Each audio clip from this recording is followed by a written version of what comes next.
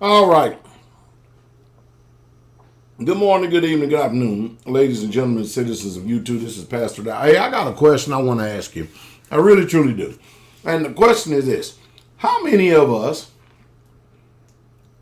no matter what your level of knowledge is, let's really, truly get public sentiment here. How many of us really, truly believe that our government has its citizens in its best interest? They really truly have us in mind. And they're really truly looking out for us. How many of us really truly believe it? Because the news media, the mainstream news media would have the majority of the people to believe that the government is doing a fantastic job protecting us, all the while our civil liberties are eroding. They would actually tell us that they always have our best interests in mind, and they're actually doing what they're supposed to do by protecting us. But why does it seem like every time that they're protecting us, more of our civil liberties erode? I want to throw a little commentary in there as I go home, because the one thing that disgusts me is I have a bitter taste in my mouth concerning SEAL Team 6. I just do. I really truly do. It's disturbing. It's outrageous. It's preposterous. And then I'm just talking about recent events. And then when you have this debacle with Benghazi, man, that is almost like you got a swift kick in your stomach. And whenever you look at Hillary Clinton, you just literally get sick and you almost want to throw up.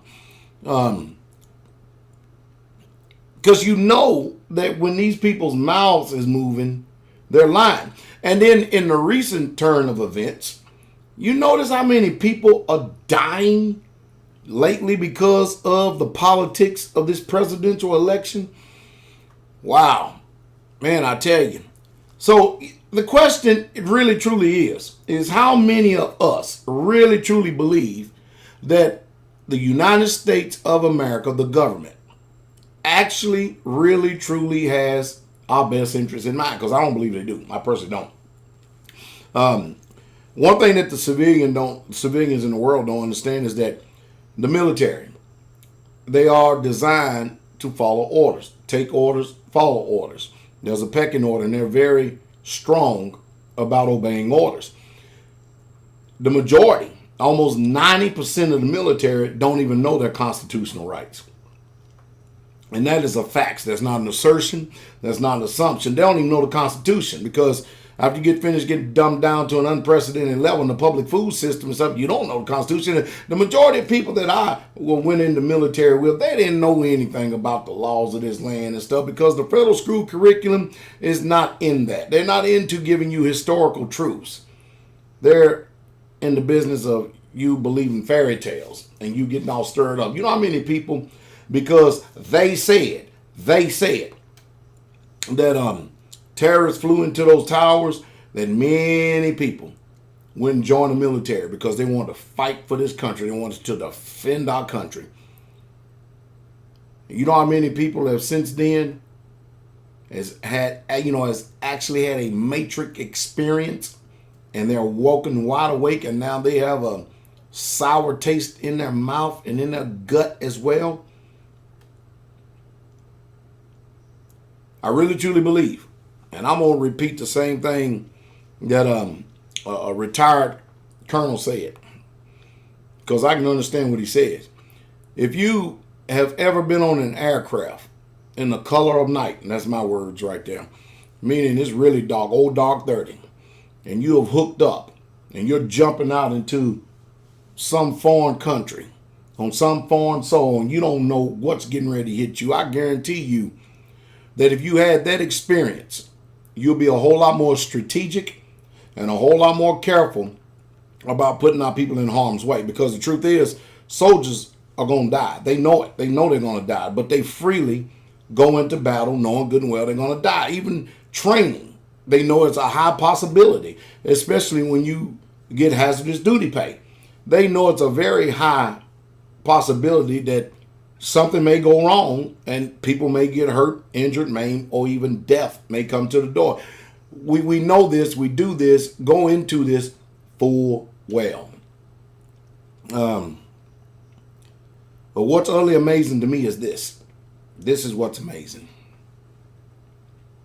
Is we have people in the government that hasn't had any experience whatsoever at all of sitting in a foxhole, nor have they ever been on a patrol, nor have they ever had a bullet winging by their head. And I'm telling you right now, I don't believe that they have our best interest in mind.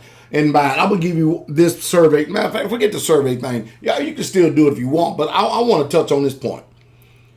All of these politicians up there in Washington and all these people that are in government all across this land, how many millionaire politicians actually have sons or daughters in active duty military right now? How many? How many active duty military family members does Donald Trump have in the military defending the American people? How many does Hillary Clinton have? How many? Because we're talking about people who are millionaires 100 times over, billionaires. How many? But they sure don't mind sending us, the lower class, the poor, the middle class. They don't mind sending us into it. That's what American warriors are. It's the lower class and the middle class. Rich people don't pay no money to send their children into the military to get the dismal pay, especially that the enlisted get. They get dismal pay. You really can't really do too good in the military and enlisted ranks until you become a staff sergeant. That's just the truth. That's my personal experience. And take it from me, someone who was airborne and air assault. You don't see Pastor Dow wearing badges and all this other stuff that I didn't earn or know that I do. Some people do. What do they call it? Stolen valor? Stolen valor. Yeah, some people have stolen valor. Now, I do have people send me all the time, jump wings that has the Master Blaster and stuff, because we used to wear shirts when I was in the military, and all of them had Master Blaster wings on top of them and stuff. But they send me all kinds of stuff. People do that honor the work that I do. But my personal experience is this. I don't think that the military cares one bit. And by the way, let me say this. People are hot over this Colin Kaepernick thing. I just saw Cam Newton do a moonwalk better than Michael Jackson, MC Hammer, and New Edition. Man, he moonwalked right out of there. You have to understand, when these people are making millions of dollars and they have sponsors from these millions of dollars, they're not about to get on the TV and say anything controversial. They're going to be politically correct because they are interested in watching over their brand. And Under Armour pays him a lot of money. And the NFL pays him a lot of money. Not to get up there to throw himself under the bus and put his career in jeopardy and underline. No. They pay him a lot of money. And now you understand what it means to be a coon. Shalom.